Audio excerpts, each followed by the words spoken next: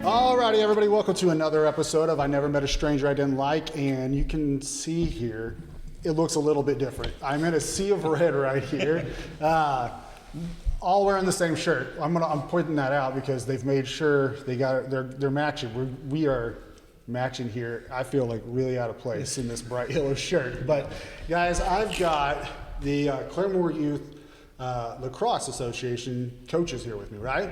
Yep. I've got Garrett. I've got Dustin is over here, and I've got Jeff. We've got Jimmy, which is right next to me. We got Jeremy and Chris and Nick. Guys, say hi. Say hi to everybody. How's Let them hear your voices. Hello, everybody. Yeah. Don't be quiet. You can talk. Come on here. I heard you guys were just talking up a storm, and now you guys are all getting shot. Look at you. Look at all you guys getting. You guys are getting as red as your shirts. Come on. So, guys, tell me a little bit.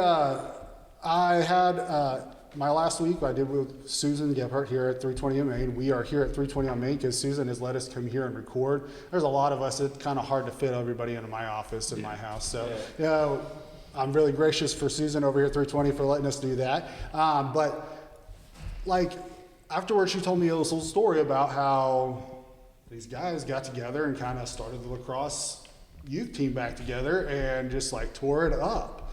And I was like, yeah, I definitely want to talk to these guys. So she gave me her number. I texted Garrett. Me and Garrett were texting. And I was like, I want you guys on the show. They all jumped on, and I'm like, yes, let's do this. So tell me a little bit, like, guys, where did it start? Like, how do we get that going again? Like, what made you think, like, hey, who came up with the idea? It was like, let's get this going and rolling. Yeah, I think that where it really started is, I mean, it's easy to say it started last year because that's when we started, but I think it started back when we started coaching football. I mean, me, Garrett, and Jeremy were really we've been friends for so long, and so we started coaching football and In first grade. in first grade, which we're now in fourth. So then we had Jeff.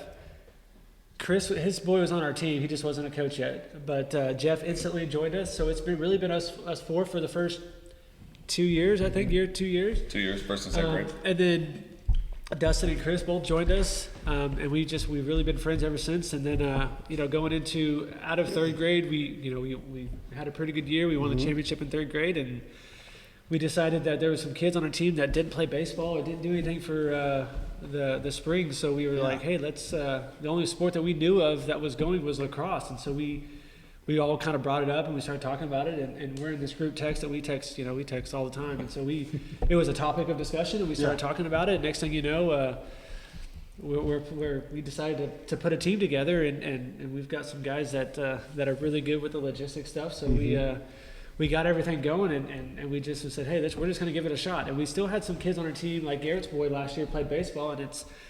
What we didn't want to do is ask a kid to quit a sport that he knew that he loved in baseball and say, hey, you got to fully commit to a sport that not only are you new at, but your coaches are new at. So we didn't want him to just completely we want to force these kids to stop. So playing baseball. So we said, hey, at least give it a shot. At least give it a shot. If you're playing both sports, we'll be lenient. We're not going to punish you for missing practice. And we didn't. I mean, Garrett's boy missed some practices and some games, but he was at every single practice he could be, every game he could be at. And so we really just fell in love with it. We all kind of took off and ran with it. And Nick is a Sequoia guy. He joined us. He was instantly on board. I think we put a Facebook status up, and we've known Nick before that because it's a small community. We play football against each other, so we knew Nick. And he instantly said, "Hey, let's do it." And he jumped on board, and he's been on board ever since. I mean, he's a crucial piece. But he's it's. So just kind of like, hey, we need to have something for these boys to kind of do in the off season so that they can keep up, keep them athletic, keep them disciplined, and keep it going. That's a great idea. So did you guys have like any kind of history in like lacrosse? Has anybody played it before or anything like that? Garrett and me are both our older boys. Played when Claremore had a club previously. Okay, yeah. So we had some experience, but I know I didn't coach with my older boys, so it was definitely a new venture, kind of going on and actually being on the sidelines and being responsible for the boys, teaching them what a new sport was. Like none of us knew really how to coach lacrosse at all. But I think it was good for us to like go down that avenue and learn something completely different. It was just as new for the kids as it was for us. Like we didn't even know how to teach them. I'm pretty sure our first scrimmage that we had, we didn't even know like how many kids lined up or where they lined up, how to do a face-off. Love it. It was like, I'm not gonna say borderline embarrassing, but it was like that's how like, we had no idea what to do. You got to start somewhere, right? right. You know, like There's definitely. a couple of them that like now he's really smart about it, but I'll tell you the first year none of us knew anything. Do what you're doing, yeah. So it's been a learning curve for all of us, honestly, and it's been great, and we got some really good athletes on the team. That's been awesome. Pretty nice. So, like, is it pretty similar to football? I don't know much about lacrosse. Like, I'll let you be I know pretty the rough. gist of it, but I don't know. Like, I think your mind should go more to hockey. more to hockey. So it's like it's even even more brutal than football. It's got Well, a it's lot- such a combination of everything. It's the physicality of football. It's the offensive runs a lot like basketball. It's spread out and there's passing and there's cutting. Yeah. There's the hand-eye coordination of baseball and hockey is lacrosse on ice really, and so It's literally just it is. It's a combination of somebody just of took all these everything. different things and just threw it all in Combined it there. all into So one. really, I mean, it is a great sport for the kids to be doing on that off season because you said like hand-eye coordination. It's going to keep them in And shape. It's going to. exercising is big as well. Like there's so much running. It's Oh yeah. it's crucial. I So- could- yeah. That's yeah. I can There's imagine. no shape like lacrosse shape. Like there's I just bet. Yeah. we You think- we I mean- whip our kids into football shape. I've seen kids in basketball shape and baseball shape. There's no conditioning that compares to lacrosse. You got to kind of have somewhat of a weight, you know, because Right. you're basically just running right into everybody, Yeah. and then but you also got to be in shape to be able to run that Exactly. and keep it Yeah, going. absolutely. Yeah, I definitely couldn't do that. Like, Yeah. that's not in me. So you guys Yeah, we try to tried. take a try. Yeah. I'll tell you, I coached my son's soccer team, and like I didn't know what I was doing. They were like, "Hey, we need a coach. There's nobody there. Can you do this?" And I was like, I don't know what I'm doing, but yeah, whatever. Okay, You know, I'll do it. Yeah, I'll just tell them. I'll just let them run around. And I didn't know what I was doing. But I was like, let's just have fun. You know, and basically I just scrimmaged every practice. I just let him do it. But getting out there trying to run with them, I'm like, oh my gosh, I'm out of shape. Even trying to bend down and touch my toes. You know, I'm like, oh, I'm way out of shape. And I'm telling them to keep on running. And I'm like, yeah, keep on going, guys. Yeah, you want to do that? Yeah, no. We got a good taste of it last year. So last year we were third graders and 2-3 plays with 6 kids on the field, no goalie. And so we had 9 kids that played lacrosse. And all 9 of those kids were from our football team. And Jackson, which is from Sequoia's football team, same grade. So 6 kids on the field, we've only got 9. There's only 3 on the sideline. So there was the majority of practices. It was a coach with a stick in their hand, running around, just as lost as the boys are, really, trying to figure it out. And, you know, I think that's what, I guess, taught us more than anything was just being out there. You guys were out there learning with them. Yeah. You guys really did. That's kind of how we got it. And so, like, so neither you guys or the boys really had any kind of idea what was going on, but you guys kind of like came out of the chute there. You know, you were like ready to roll. Yeah. Right. We told them, we told them, like, we're just going to go be physical. Yeah. We're going to go be physical and we're going to just see what happens. And I would say right out of the gate, we were very physical. And just from some of the other conversations, the lacrosse game has kind of gone to a very, I don't know, Country club. finesse country club. It's let's be pretty and it's a rich kid sport. Yeah. We showed up to the first scrimmage in our football jerseys and some ragtag jerseys and didn't know what a face-off was, but we just went and hit kids and had a couple guys that could score and everybody knew that Claremore played lacrosse before, but had been gone since 2017. So you're looking at 6 years that they've been out of the picture. And then all of a sudden, this big ragtag group of mangy football players shows up with some loudmouth coaches, and we just started hitting people. And I would say we didn't make a lot of friends in the very beginning. Man, better play. But we were very successful. We were able to be, you know, have some success with it. Yeah, So we were very competitive. We came out, I remember we coming out, and you'll hear all the time, Garrett, at the end of the game, he'll tell you, or before a game, he'll tell you, if they beat us on the scoreboard, they better not out physically. And it's his motto, and they still do it. I mean, we say it all the time to him. Hey, we might not be as talented, we might not have the stick skills they do, But by golly, we cannot let them beat us with effort or physicality, because that's something that the kids know how to do. Yeah. So. Yeah. And they've shown that they kind of came out there and just were like, It was really good. you know, like I said, ragtag team didn't, no idea, and they just played, and they learned as they went, and they kind of. So what did you guys do in the first season? Like what was your kind of record and stuff? Dusty's a stat guy. What we got? We lost one game in the regular season, and then it goes to a pool play and then a bracket play for playoffs. And we went 3-0 in bracket play and lost in the semi. So, I mean, all the way going down, you went straight to the. What did we do? One game away. Yeah, one game away. 12-2 is the It final. wasn't to a team that we had previously beat by like 3 or 4 goals before that, so it's a little tough ending to our season because we'd already beat that team before. So. Really? But I mean, they were good though. We had played 2 games that day prior. Yeah. Oh, So that was the third game of the day. Yeah. We, like I said, we only had 9. They were tired, too. we They were get that too. probably- Yeah. We lost by 1 goal. That's still insane. So they just came. I mean, all you guys just came right out of the gate, just going. Yeah. And what did we do when we came into that second season? So we just started. We won All right. So where are we at? Where are we at on that? 1-0. So 1-0, right? So Yeah. you said is it next Saturday? Next Saturday. Next Saturday is the next game. Kind of had a break because of spring break and stuff like that. Where do you guys play at? Like, where do you guys? Okay. Yeah. So if anybody wants to go out there and support them boys, they can get out there. Lacrosse is And going on all day on Saturday out there, not just days. come out there. Come. What time do we play? Does anybody know? 11:15. 11:15. 11:15. Schedule mess. There you go. That's my head coach. Right? There we go. To go There. back to like the whole coaching stuff is like, so last year what was it, 6 guys on the field, right? So last year it was 6 players on the field. Yeah.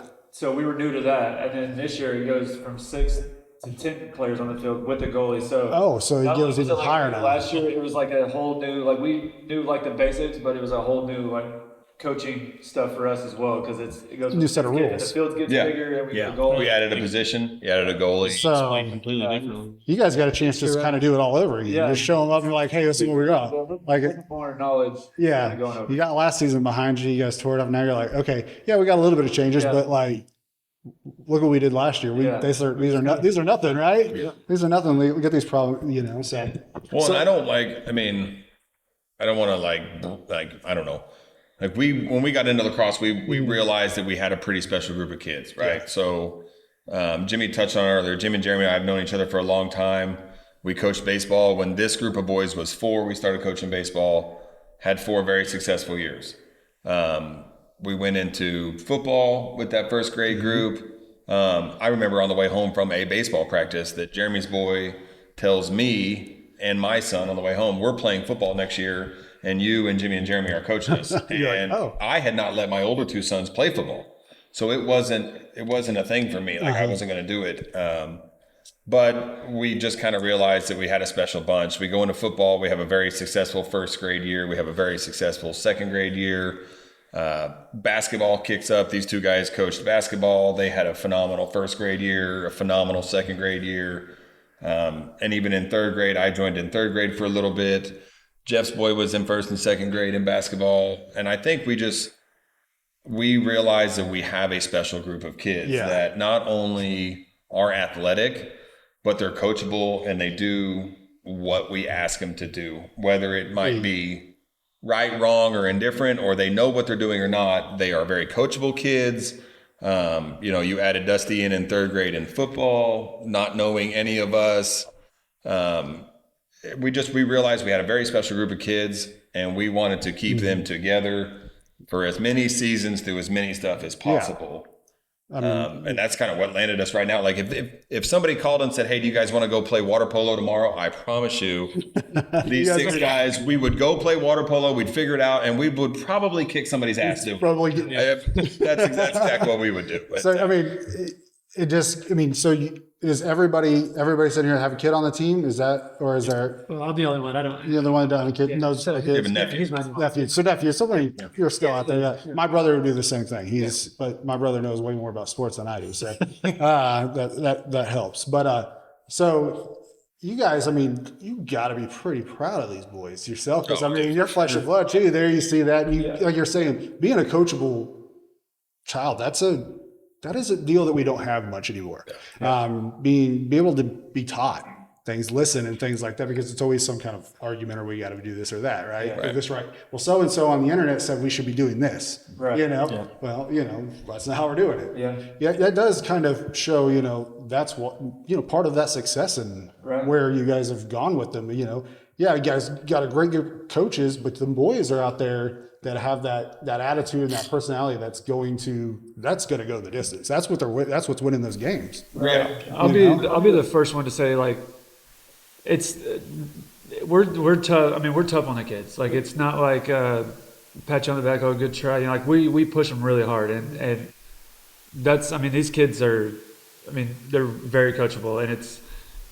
I'm not gonna say any kid can't come up, but it's just, this group is special. Like, I get onto his kid all the time, like, no issues, like any of these kids, and we're hard on them. Like, there's no, like, I don't know. Would not much slack given, and it's not to, like, because we're mad at them or hate them. It's to push them to see how far they can go, and they've all responded incredibly well. Like, we're loud, he's loud.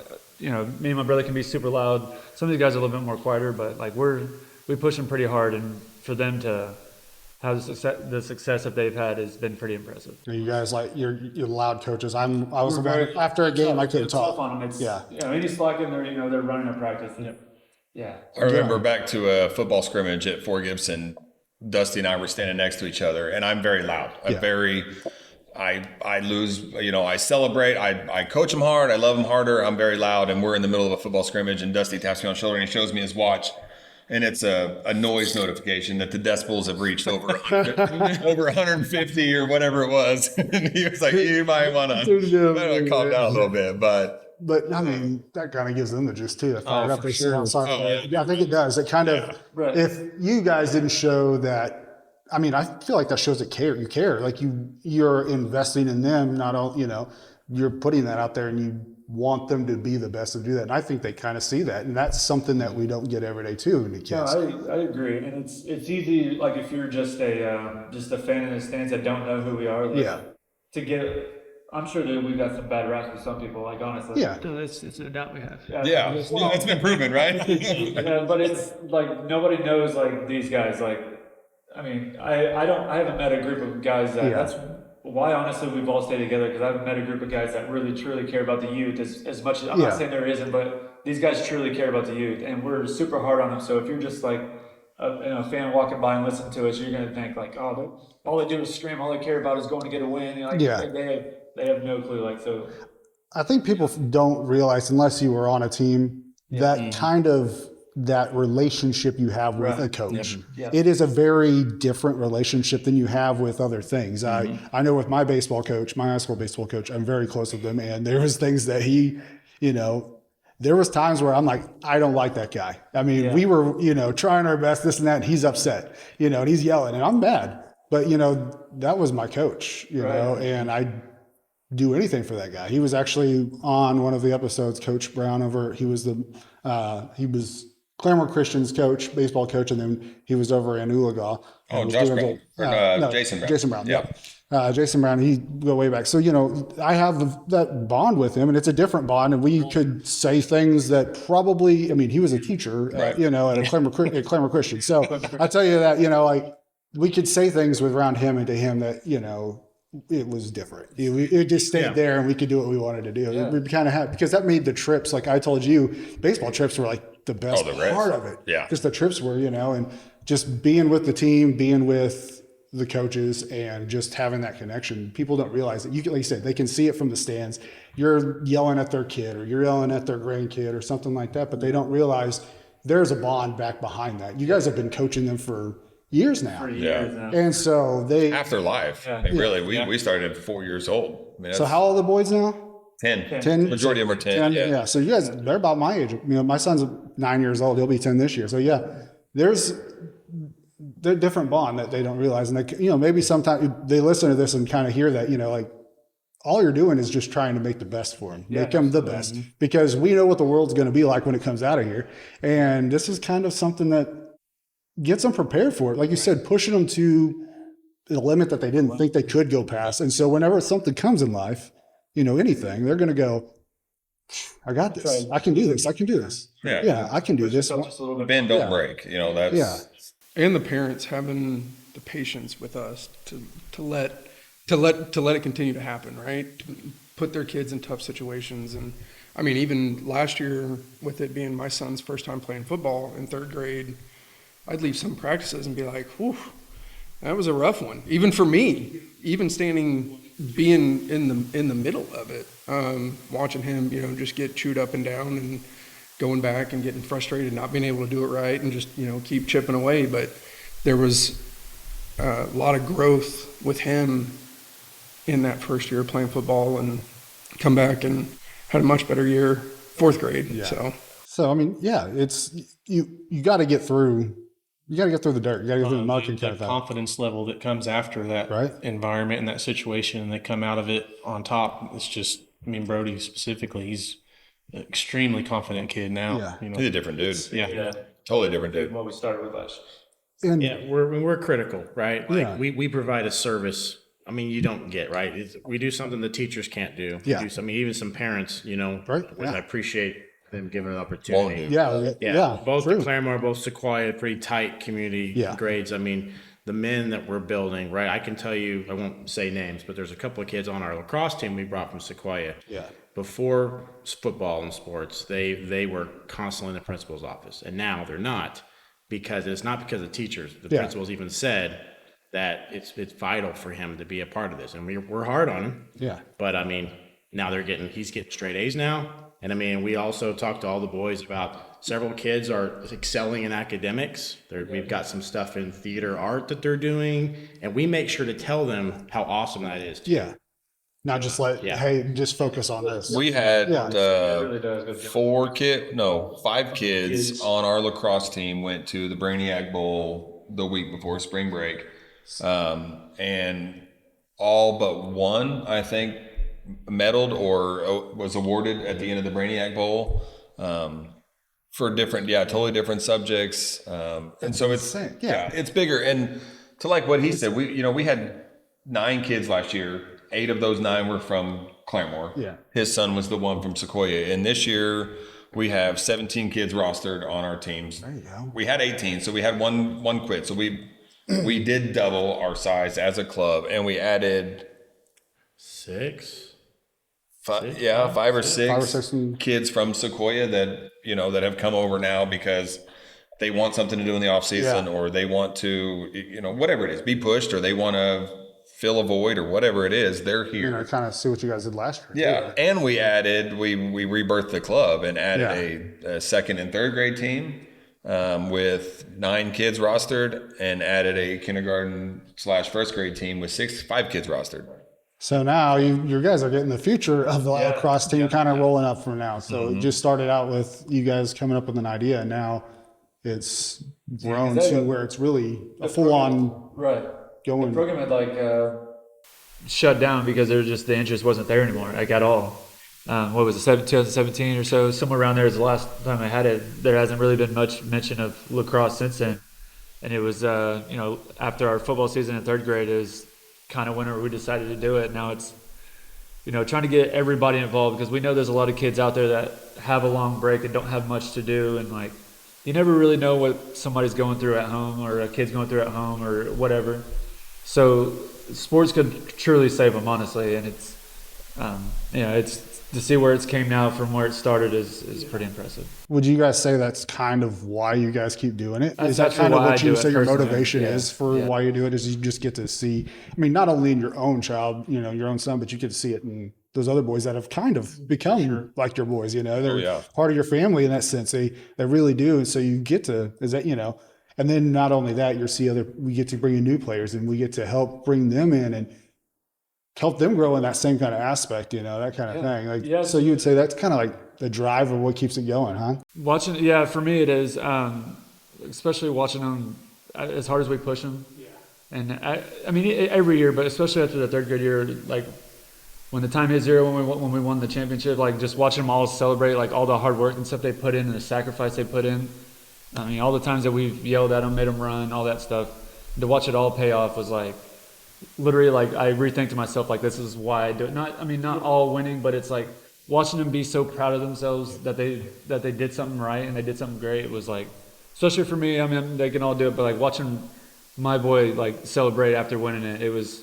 Well, that day they were a champion, right? That day when the clock struck 0, they were a champion, and nobody can ever take that away from them. So they can, no matter what happens to them in their life, they can go back and say, on this day I was a champion. Like I did what I was asked to do. I was broken and rebuilt or whatever, and on this day I was the best that there was. And if that's something that they can build on in the future, then then our job is done.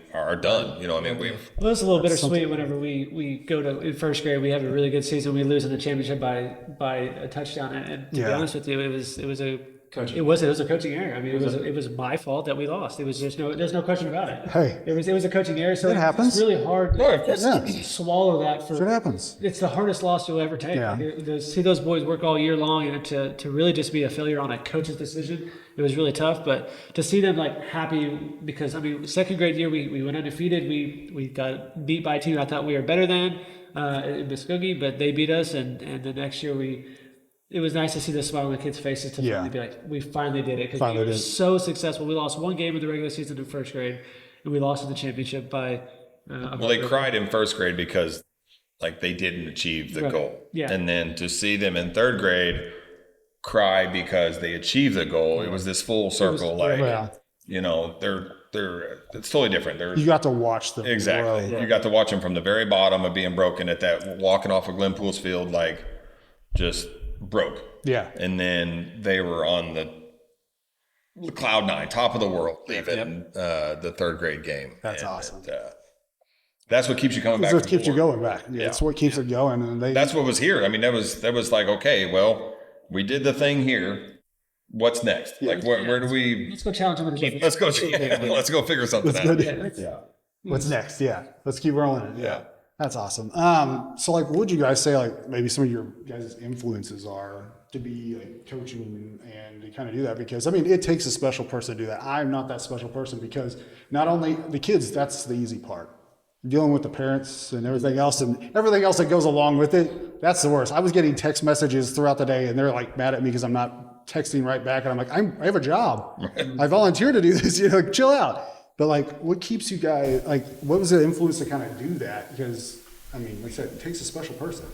For me personally, I would probably say just some of my youth coaches that I had, even through like high school or junior high, because I could think back, like when I think about playing the sports, like the first thing I think about it, like who my head coach was.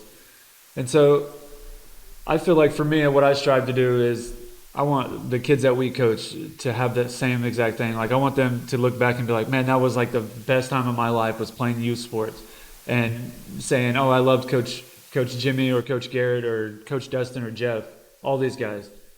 So that's what personally for me,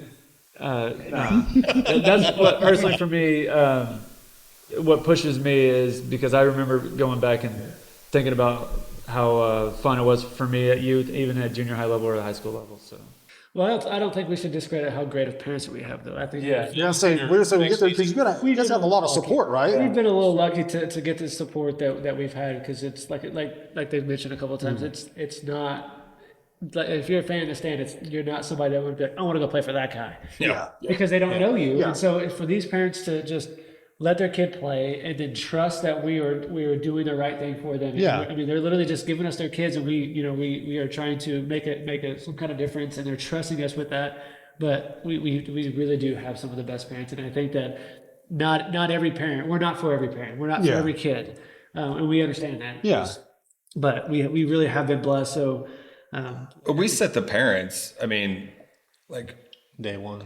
We set the parents to as a high standard as we set the kids to. Yeah. We typically at the beginning of the season, we'll host a meeting and say, even last year in football, we printed them off a player expectation, a parent expectation, a coach expectation.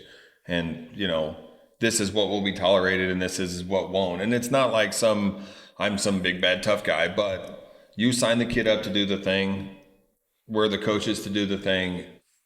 Like, let us do it. Just let us do it. Let us have them. If you have, we're open books. Like there's 7 of us, 6 of us, whatever. If you have a problem with any one of these other guys, come to me and tell me. If you have a problem with me, go to any one of these other guys and say. But we hold ourselves to a very high standard. We have no problem saying, man, you messed up, or you need to do this different, or whatever. And we do the same to the parents, and we do the same to the kids. It's accountability. You set that standard for them, and you don't settle for less. Like you cannot hit the goal and still be successful. Yeah, so you don't win all the games, but we don't have parents yelling in the stands, and we've had unruly parents, or things that we've had to kind of address on the side, but they also see that their kid, when any of us go to a school event, that their kid runs up and says, "Hey, coach," and makes a point to come out and see us. So there have been coaches that have reached out, or parents that have reached out and said, like, you probably weren't my favorite, but now I see the end result after a couple of years of what's happening. Yeah.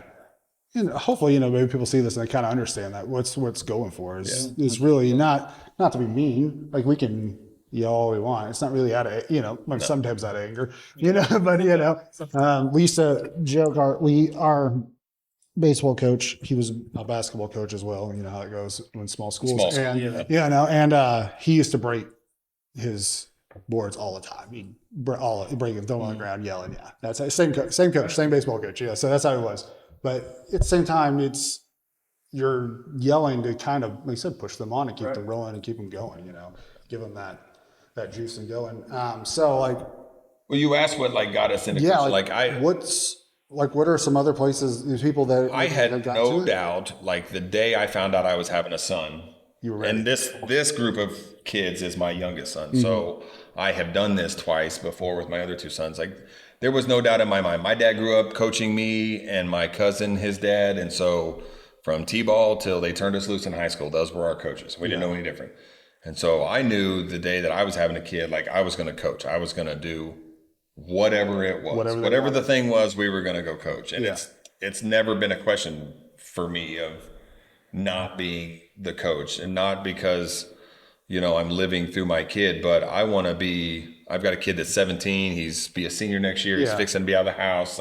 Moving on. So yes, his life is going on. So it's, I want to be in all the things. I want to be wherever he is. Yeah. I mean, I've got a small period of time, but I would say my dad coaching me growing up is what really motivated me to be a coach of my kids. And like Jeff mentioned, our older sons played lacrosse. I didn't coach then because it was kind of I don't know what I'm doing. Yeah. But then this came along and there wasn't an established team to turn my kid loose. And so it was well, we'll figure it out. But so then I'll be part of that. Kind of grows that. Yeah. And I had good coaches in school too that play into that, but it's a combination of them for me. Yeah. I know on the list I got, the things I sent out, Dustin said it was you guys. Your group of guys kind of influenced you. You were such an influence for him, just watching you guys do that kind of going on there. So I thought that was important to say as well. So he's sitting over there quiet, he's hiding, and I want to make sure it gets said because, I think that's what shows how you guys, why so successful. You guys are a family. You guys really do appreciate each other. You appreciate what you do. You guys are not only pushing the kids, but you guys are pushing each other. Like I said, you guys are talking, you guys text each other all the time. It's not skill and time. Right? Real quick, yesterday, he's been out of town doing some work, so he can't sit there and stare at his phone. And I remember him, I think it was yesterday, the day before, he was like, all right, I'm just not getting caught up 200 messages or something like that. He was like, I got to go through. That was just for the, a half a day or 3/4 day. Yeah, we talk all the time. I feel like we're super close. If I have an issue with what he's doing or him, I can go to him and be like, dude, you need to quit, or this, we don't need to be doing that. I just feel like we're all brothers, honestly, and we can do and say whatever without anybody taking it too personally. So. But you move on and you're like brothers. Yeah. You fight it out, you get over it and you go on. Yeah. Yeah. You asked the question, what got us into it? Obviously, we want to coach our sons, but now, a big part of it is the fellowship of it too. I think about some teams with that one dad coach doing his best, and that's hard. Yeah. Because we're super spoiled that if I'm just not feeling it, there are literally 6 other people that will step up to the plate, and we share the wealth, and we put a lot of work in to make sure we all get along. There are things we don't, but we have the open conversations and make it work. So the boys get to see that group work Yeah. that we do. And then, I mean, they're all friends with each other at home and outside of the team too. So, I mean, I'm super I don't know. I can't imagine myself not a part of this group anymore. And this will probably, knock on wood, carry all the years through high school. So our sons are super fortunate to be able to see this as an example. I mean, you guys are just benefiting just as much as from it. Oh, so we're just saying, that's all I'm all getting from all this. And you guys are just like, you're like, we're doing it for us now. You guys are doing it for them, but you guys are getting a lot out of that too. They get to see a lot from what you guys experience and going, as messing a play up or things like that, being real people, because we do have standards, and you guys, like I said, you guys have a high standard for the boys, and you guys have a high standard for yourselves. But at the same time, they got to realize when we make a mistake, we don't stay on that mistake and we keep on rolling. And they see that, like if we're arguing, we're upset, there's something happening. Well, what do? We move on and we go out there and start winning again, right? Let's go fight. Right? Yeah. I think, that's good for them to see, because I think I've always had that kind of I always set such a high bar for myself, and I always struggle with that whenever I can't achieve that. And it gets me hung up, and it always has. And I struggle with getting past that and going, well, you know what? Just move on. And as I get older now, I just say, shit happens. Let's keep on going. Forrest Gump. You move on and keep on going. It happened. Let's just not do it again. And I think if the earlier that kids can start to realize that kind of stuff too, I guess we have to have an expectation. But if we mess up, we keep on going. Yeah. We don't stop. And the earlier that they can do that, the better off in life they're going to be. They're going to be a better father, a better coach, a better employee, or even their own businessman, kind of thing, because they have that knowledge of, like you said, getting them through those tough times and going and pushing through and doing better and even doing more and doing what they didn't think they could do. Exactly. The whole purpose of it. And leaning on the team around you, right? Because there may have been a couple of us that may go try out lacrosse and try to coach a team, but I'm telling you, it became a lot easier knowing that, okay, well, there were some guys that we just did a football thing with that are into this thing too. Let's go figure it out. Yeah. Kind of give you that comfort. You guys are kind of learning together, not just by yourself and not on you. So if we do fail, we're failing together and we're succeeding together. Yeah. That's kind of where it's kind of gone with the team. You guys they're all, not just the boys, you got coaches, but you guys are learning and succeeding together and going through those mistakes and figuring them out. And they get to see that too. I think that's kind of important to, put out there that, said, you guys had no idea what you're doing. You kind of just were winging it. And they saw that. Well, even if you don't know what you're doing, you can figure it out. Yeah. With a little bit of work, a little time, figure it out. That we kind of stopped, that generation stopped, I think, and we've kind of lost a lot of that. Me and my wife were talking about how, sometimes there's a lot of things I've realized with my kids that I've been hurting them more just because I do things for them, just because sometimes it's just easier and I need to get it done, or things like that. You know what I mean? It's just, we got to go, I need to do it. But instead of but you guys were saying before, it kind of builds that confidence, and you start to see the confidence dissipate from them whenever you start to do things for them over and over again, and they go, well, I can't do that. They haven't even tried. Yeah. You know what I mean? And so can't's not a word I use in practice. It lights me on fire. You're like, don't even say it. When they say can't at practice, it lights me on fire. I can't tolerate that.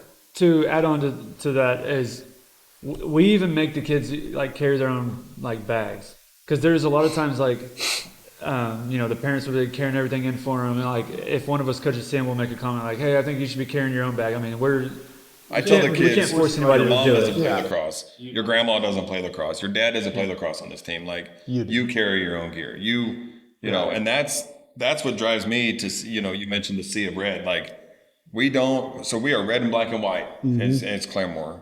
When we show up to football or lacrosse or basketball or whatever, we do not allow the kids to wear yellow socks with their uniform, a green shirt underneath their jersey. And so it's this very high standard of you're held to a high accountability, not only physically and emotionally, but just in your appearance, the way you look. And so if I'm going to tell you that you can't wear yellow socks with your red and black jersey, by God, we're going to be on the sidelines and we're going to set the example of saying, we're going to match. Yeah. We're going to, we're going to look the part. You look the part as well. Yeah. And it's from the ground. Set an example. Like I said, it's all starting from there. Yeah. So we're not going to ask them to do anything that we wouldn't do, Yeah. you know, ourselves or whatever. So. Well, some of those you're not going to run too long, right?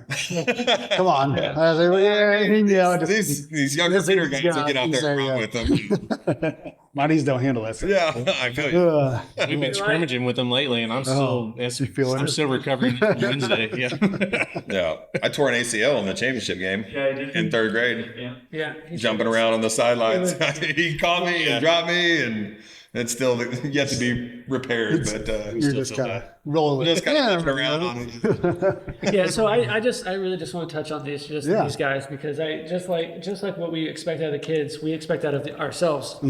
Just like he was talking about the clothes.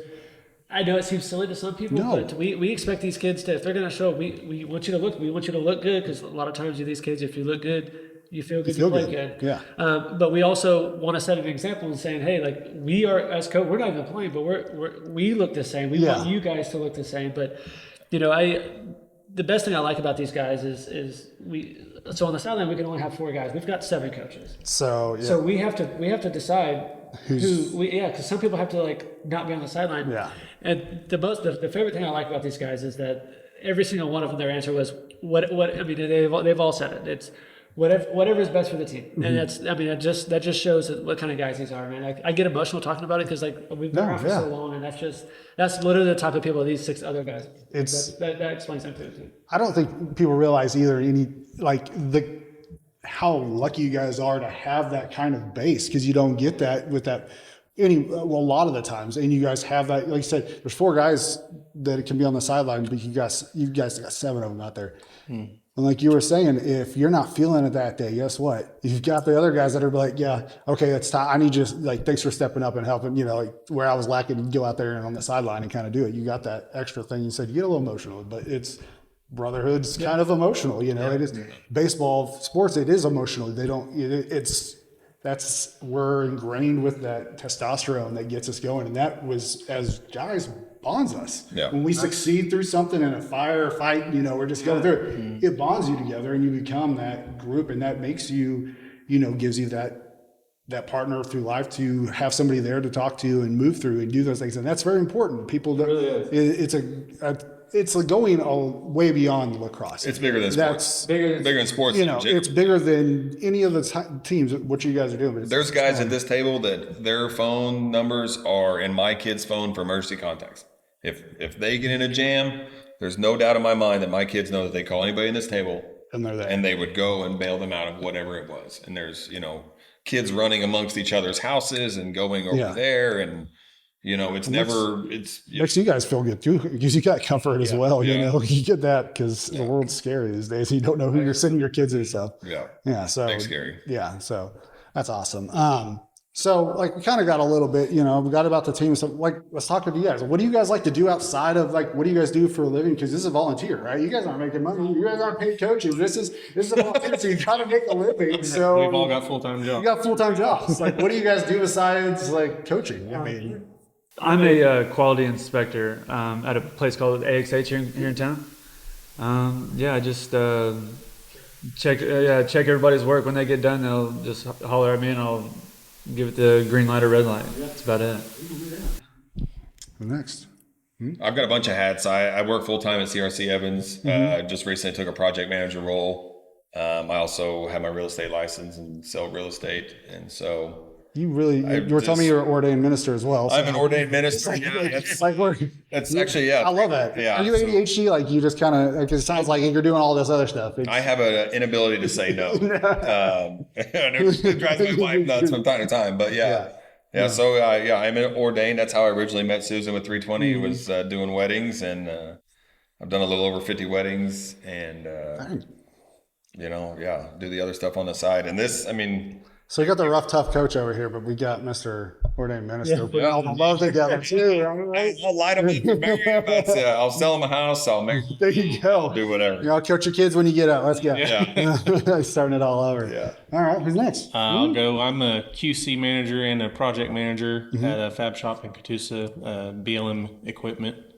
Other than that, I enjoy the outdoors, all aspects of that. I spent all weekend with my son. Camping. So. Yeah, there you go. That's what I talk about. Yeah. So I am I am a youth football director, so I work for Indian Nations, and so I. Oh, cool. I'm just a. So you really are just a paid coach. he gets paid for it. You guys paid.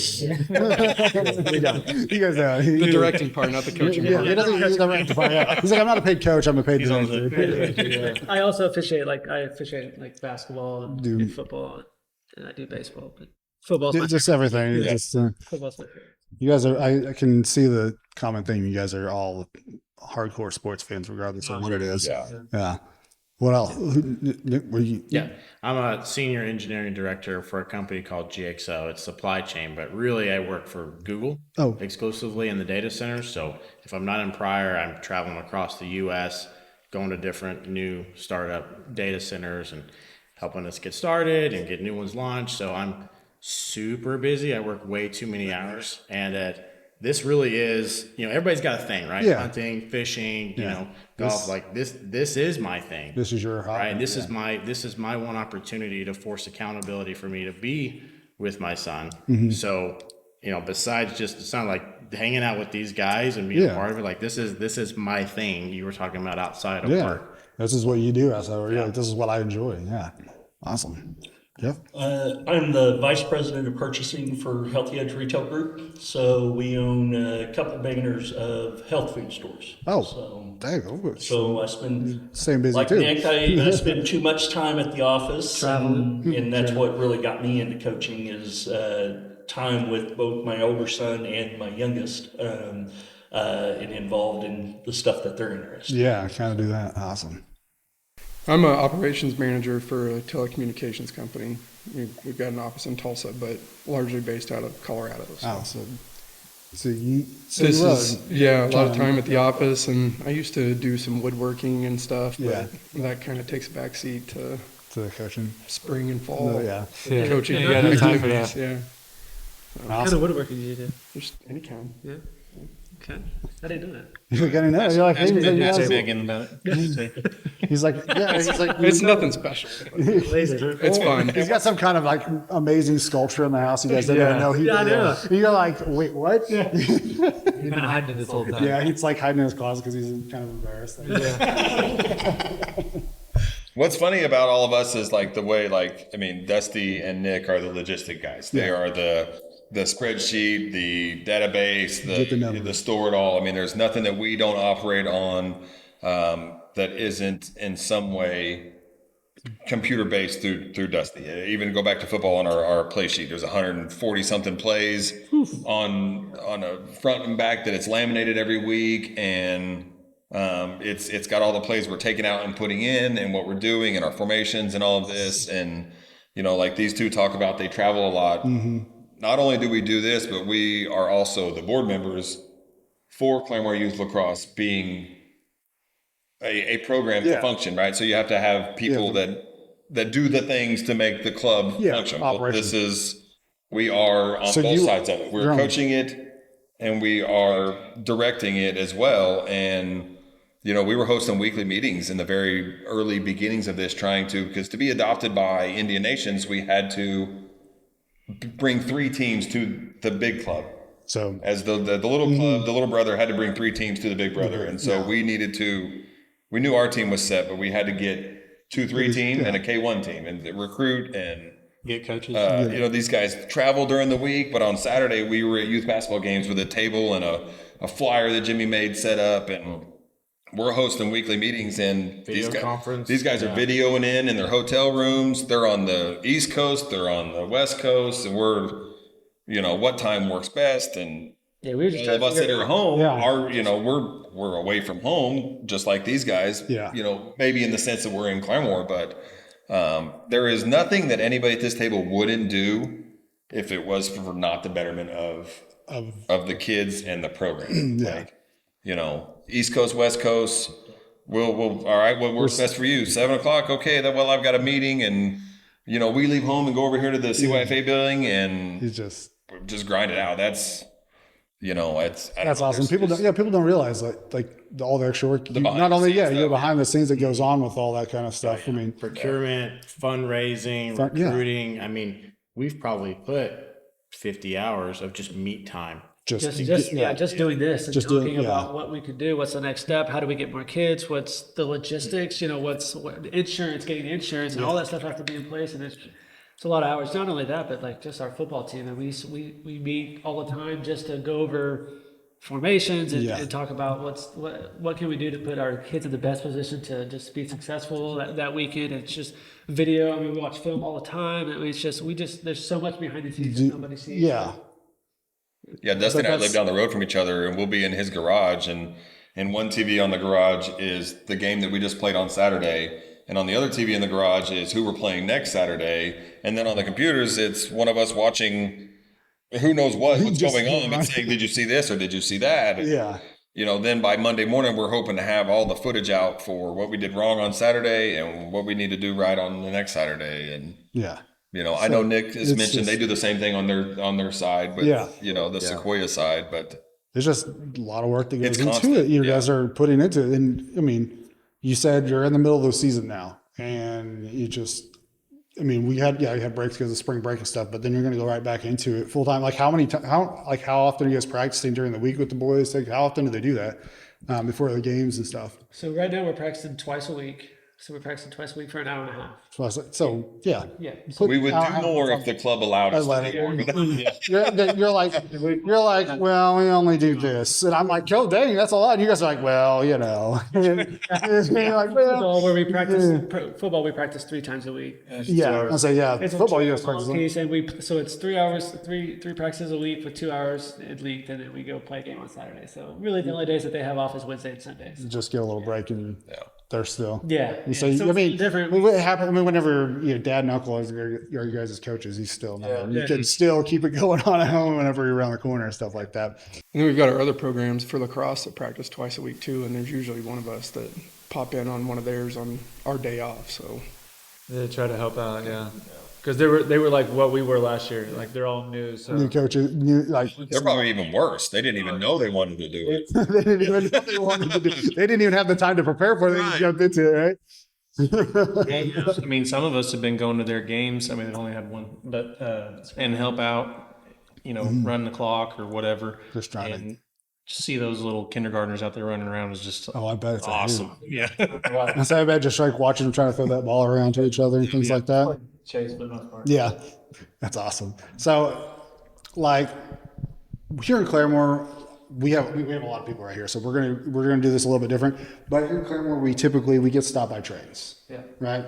We always do, and people always get mad about it. But I see it as like, hey, we get to sit there and chill out for a second, get to talk to the person that's next to you, maybe listen to some music. So what we do, this is called the train track stop. I'm going to ask them, throw out a bunch of questions, and then what we're going to do in this one, everybody's going to answer at the same time. So you answer your own question. It's an either or question, most of it. Okay. So you just throw it out there. So yeah, it's just going to be a whole lot of noise. But I think it'll be a lot fun that way, a lot funner that way than just going, what's yours? What's yours? What's yours? That's too boring. I don't want to do that. Let's have fun with it. So I'm going to throw them out there, and then you answer first question. Just answer it all at the same time. Okay. All right, ready? So I'm going to make sure that we don't peak because you guys are loud. You guys, I don't know what they're like. Everybody, I don't know. No yelling. I yell, whatever.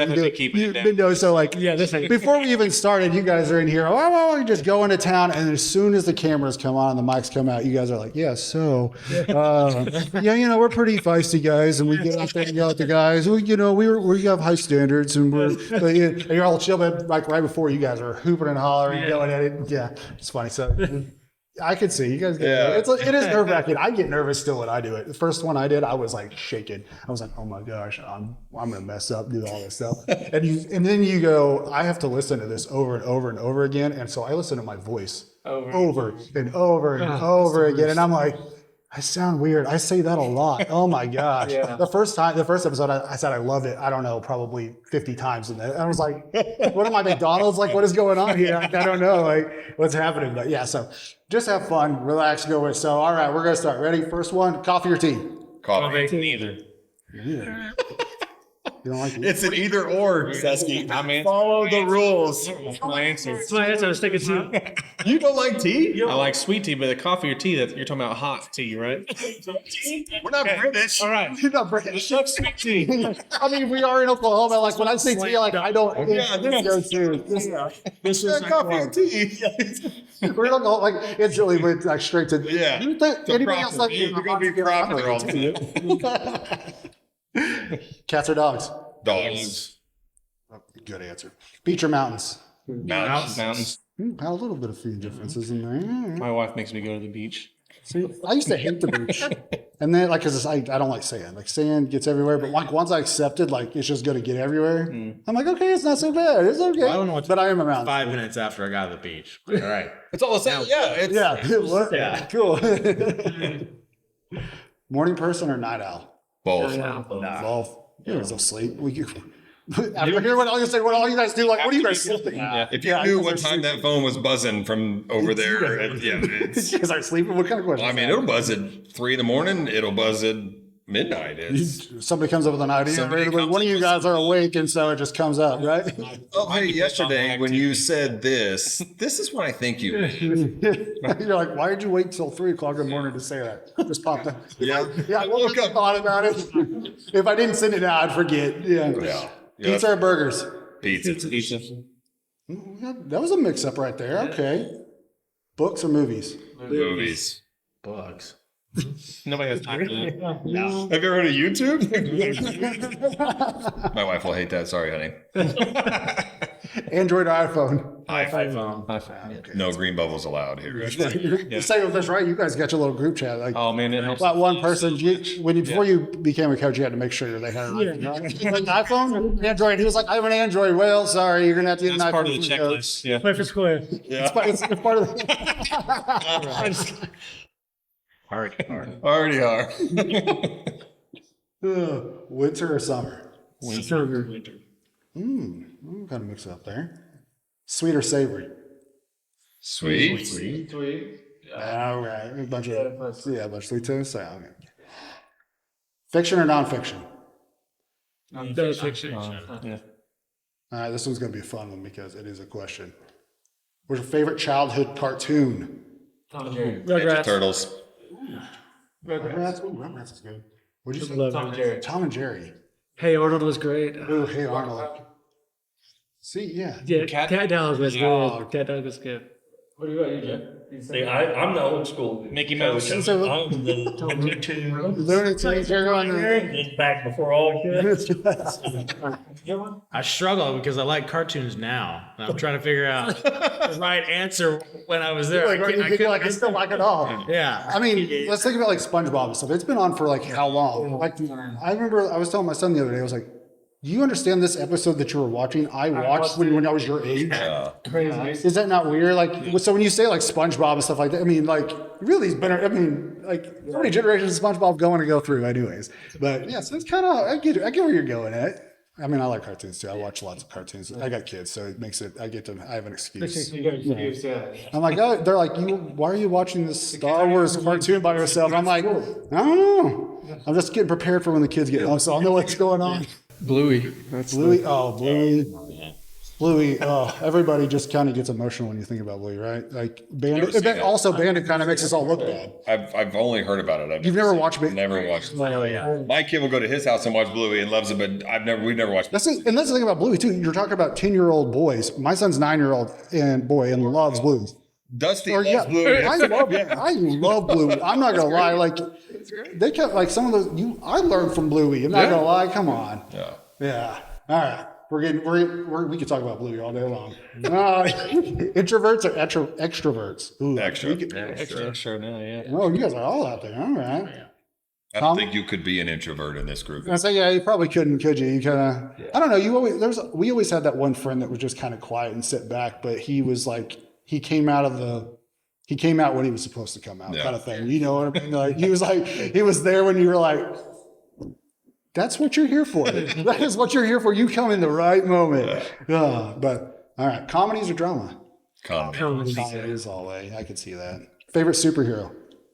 Ooh, Superman. Good classic. Christian Bale Batman series. Batman. Transformers, they slap too. I mean, yeah. Are they superheroes? I mean, they're still they say They save the world from the Decepticons.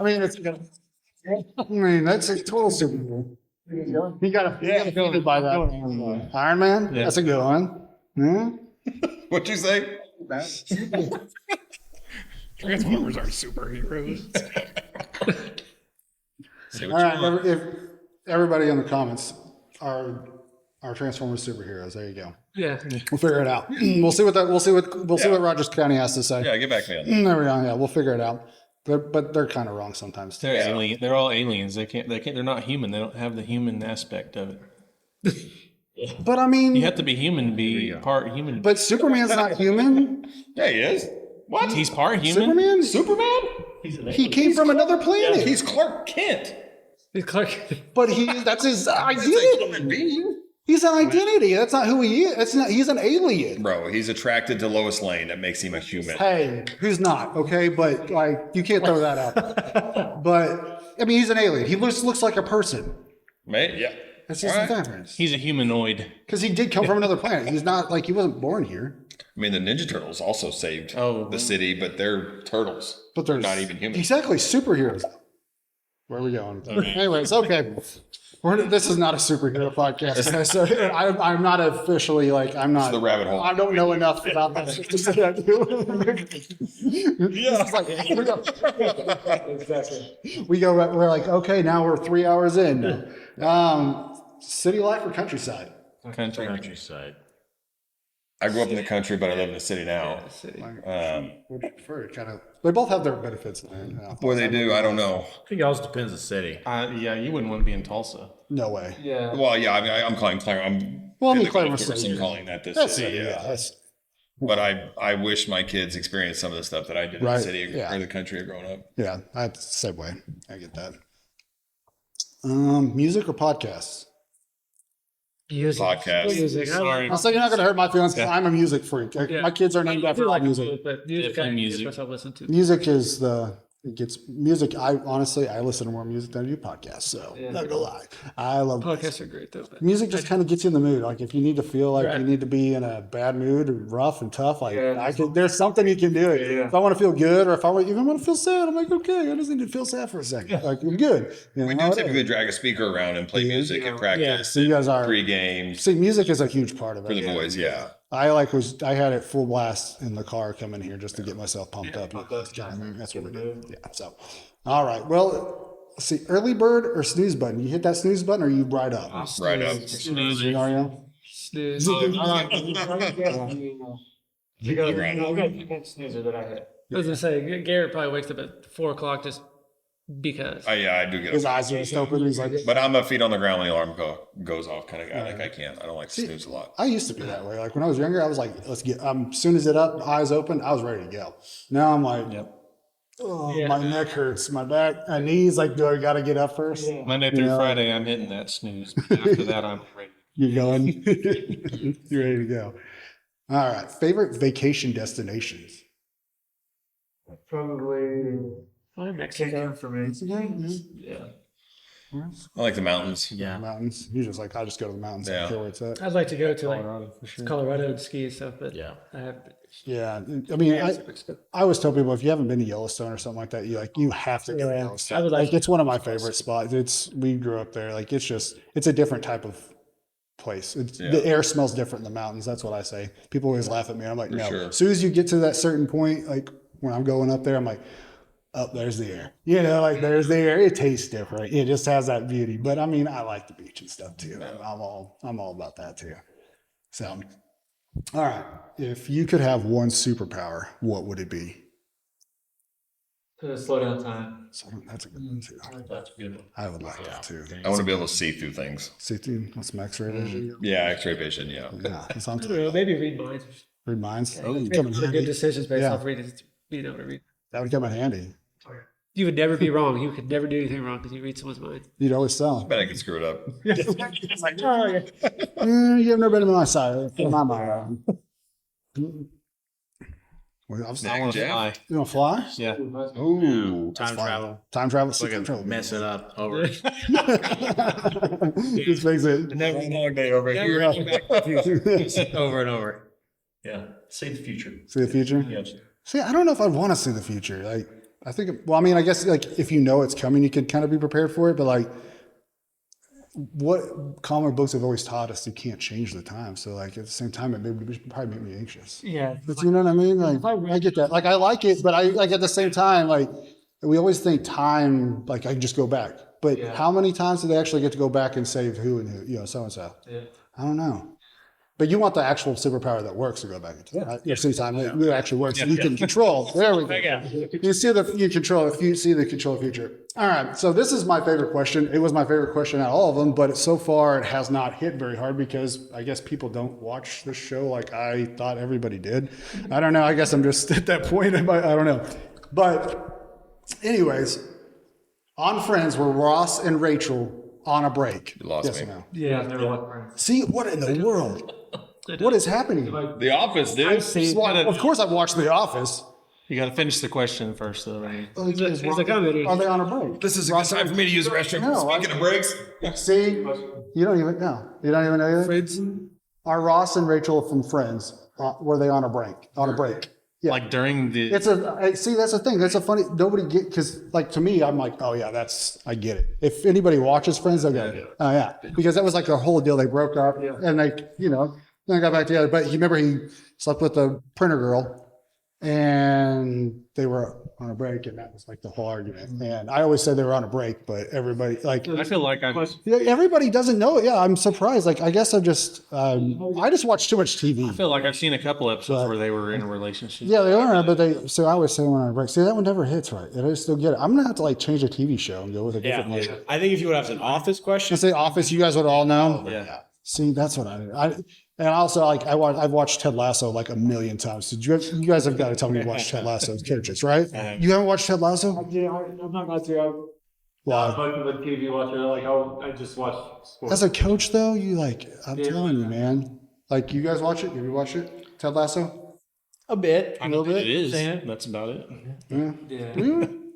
So you guys just watch The Office and do football. I mean, football, sports, baseball. That's all it is, right? If it's not Office or anything else, like that's what it is. Yeah. I love it. I love it. Coming back from the bathroom. So the other day, I was doing a podcast with Julie Jones, and I was sitting there, and I had to pee so bad. And I honestly have never been to the point to where I thought like I'm actually going to pee my pants, like in my because usually I'm like, there's no I have to like make myself pee. Yeah. And I was to that point where I was like, I'm going to pee my pants if I don't like stop this podcast right now and like go to the bathroom. And so like I'm like, all right, I got to stop this. She's like, oh no, you're good. And I've known Julie for years. And so, yeah. Well, then I go to the bathroom and I forget she's literally on the other side of the wall that's thin. Oh, yeah. And I am peeing for like 2 minutes long.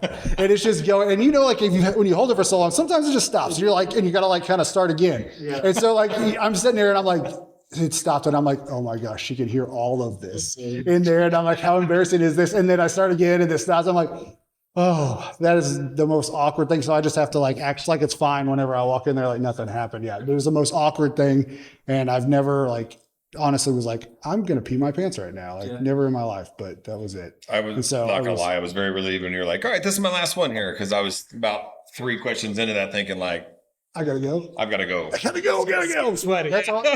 That's like everybody like wants to get all official with podcasts and they have to sit here, gotta have this there, blah blah. I'm just like, let's just talk and have fun and just kind of roll with it. If you gotta go to the bathroom, you gotta go to the bathroom. We get in there, and Jimmy tells me, "Oh, thank God you win. I didn't want to be the first one." No, we didn't know. Yeah.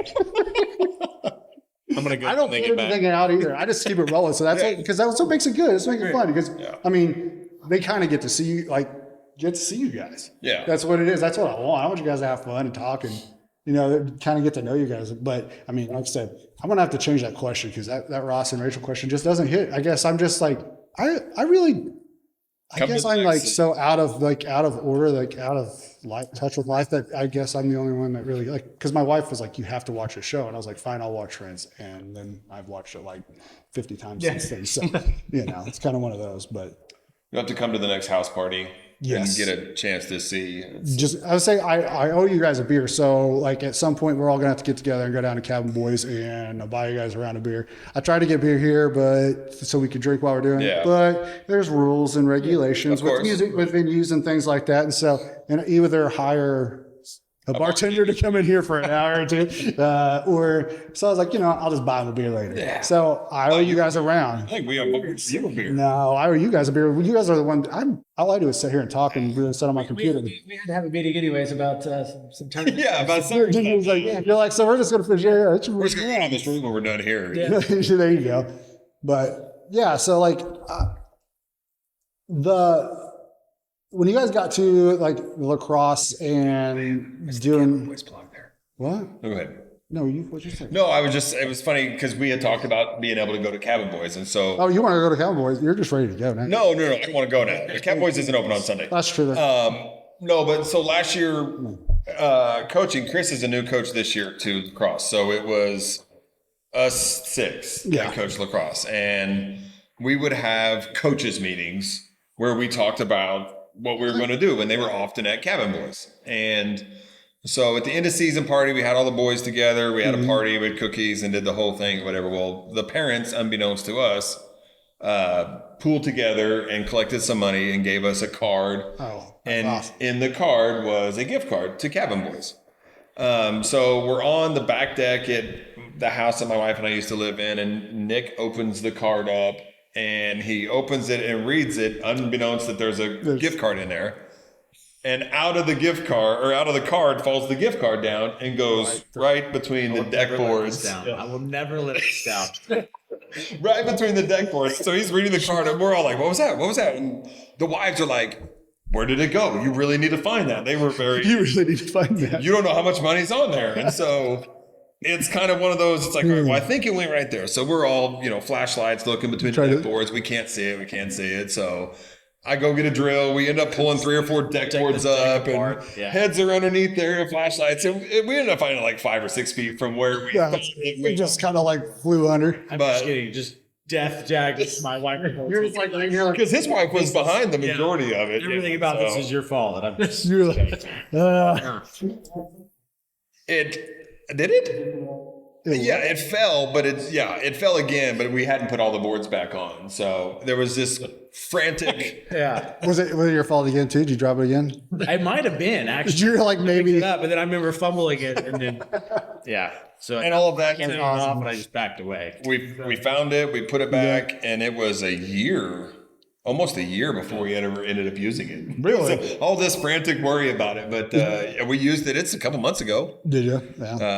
Yeah, we went down. So that's that's kind of where we like to go and hang out, or have these meetings of the minds. Well, I mean, think about if you really just got together, just been coaching, like that's, you don't get what you get out of it. What you guys were saying, a big part of what you guys are doing, you said you've got this camaraderie now, and you've built it, joined this community. You didn't do stuff like that. Oh shoot, it wouldn't be near as good. It wouldn't be as fun. You have to do that kind of stuff. I'm all for it. I'm like, let's go have like you said, you guys, you're known to have a beer and smoke a stove while you guys are. Bring a bottle of bourbon and some cigars. Just watching film. I mean, that's good. It's not, that's great. It's like the kids make memories, but as coaches make memories as well. It's stuff that I'll remember for the rest of my life. And I know, like, after this is like sports are all over and they're in junior high, whatever, we'll still be just as good friends. We might not see each other a couple times. But we all know pretty much the same people around town. Garrett knows literally everybody. I mean, we know a lot of these people in town, so we can. Well, Garrett does everything. We can all kind of relate. And we have conversations, and when Garrett talks about somebody, 90% chance that we all know who that is. We're going to be those guys in the stands at the junior high and high school games. That's for sure.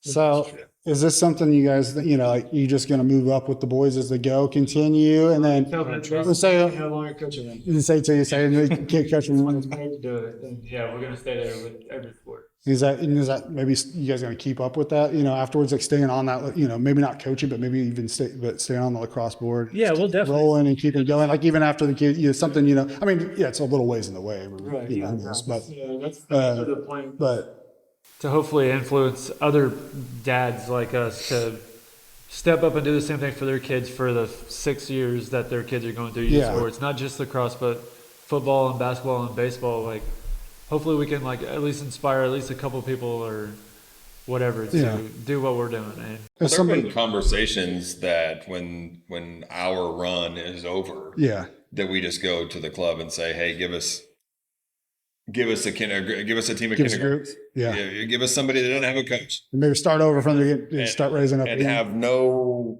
kid on it.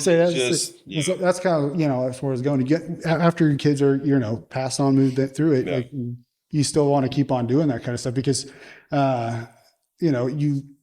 like so we said, your kids are on the team and things like that. So, that kind of does push that pressure, but I feel like you guys are doing a lot more than just what a normal parent would do for their kid's team. Right. What is he saying? So like, is it something, you kind of found like an unknown kind of passion that you didn't have before that was something you're like, I want to keep on doing this even after the kids are moved on to that. Yeah. I think, I know me personally, I would, once my youngest is settled in a high school role or something, I would at least try to get these guys to come back out. I think it'd be fun. I think it'd be a different avenue to go in and coach a whole new set of kids that none of us have a kid on the team, to where we feel that special tie to it, so I hope that's what the plan is to stay doing youth coaching in all sports. So, like if somebody has a kid that's, so next season want to start doing lacrosse or something like that, how can they like find where to go and things like that? Because I didn't even know the lacrosse team was back.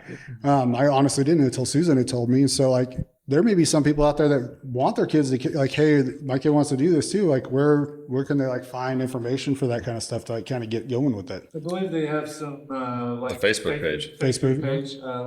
Claremore Youth Lacrosse.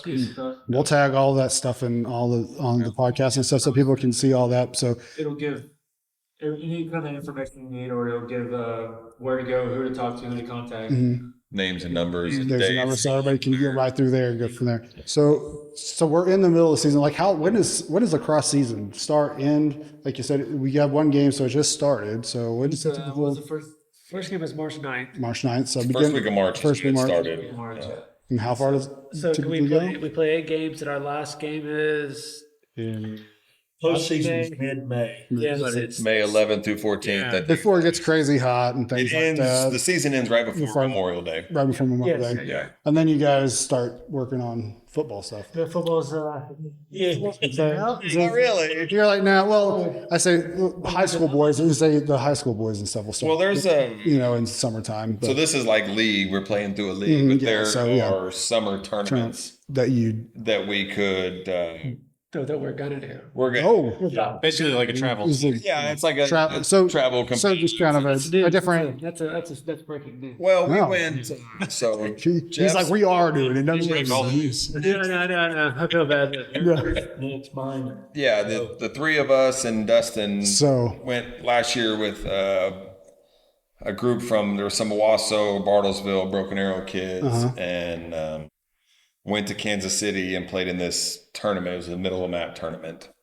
And it was fun for us, in my opinion, because we stepped aside. We weren't the coaches of that. You got to watch. Hey, does anybody on this team want to come and play? Our kids were like, yeah, sure. And so we got to pack the cars with the wagons and the canopies and the coolers and sit on the sidelines and obsessively yell like we were coaching. But it was good. We traveled, we hung out in the hotel, we all went to eat together, we did the things, and it was fun. So that's what kind of after Labor Day we're going to be doing. Going to do some summer things, keeping the boys going on that, and then football. Yeah, you start keep them going. Yeah, first week of August, I think, is normally when you guys start back up. Last week of July, 1st of August. It's drooling though. It's a lot. I mean, it's 3 days a week, 2 hours of practice, and then plus the game. So we try to give even us coaches, we need like a mental break from football. It's just a lot. I mean, I bet. I mean, Nick, his team made to the Sequoia squad made it to the championship last year. Yeah, it's just a long season. A lot of us, the coach prep will kind of start like after 4th of July. Yeah. And then you are intense all the way to like Thanksgiving. And I mean, it's just, every day. Just going full tilt. Yeah, around Thanksgiving is it at the end of the playoff season? So you guys really do have to enjoy this kind of stuff because you just keep on doing it. Yeah. Yeah. Is that just like, it keeps, I mean, like I said, you're volunteering to do this and putting your guys' time and effort, you know, to make it roll. Like, you just got to love doing it. Like, you just got to find enjoyment from it. And so maybe like other dads, and like you said, or coaches way out there, like, yeah, I want to coach I want to do this too. And I want to be able to be part of a community and build that base like they have. Like, that would be awesome, you know? And so maybe even kind of be something they didn't think about, you know, being a coach. Cause I mean, like I said, you don't have to know what you're doing exactly. You guys figure it out, right? Figure it out. And these dads starting out with their younger kids, figure it out with them. Yeah, I think we're a prime example of just you're not gonna know. You're not gonna know everything. We just figure it out. We just we're like, hey, we want to do it. We're gonna have to find a way to figure it out. If we want to be able to coach these kids, we're gonna have to figure it out. So that's what we did.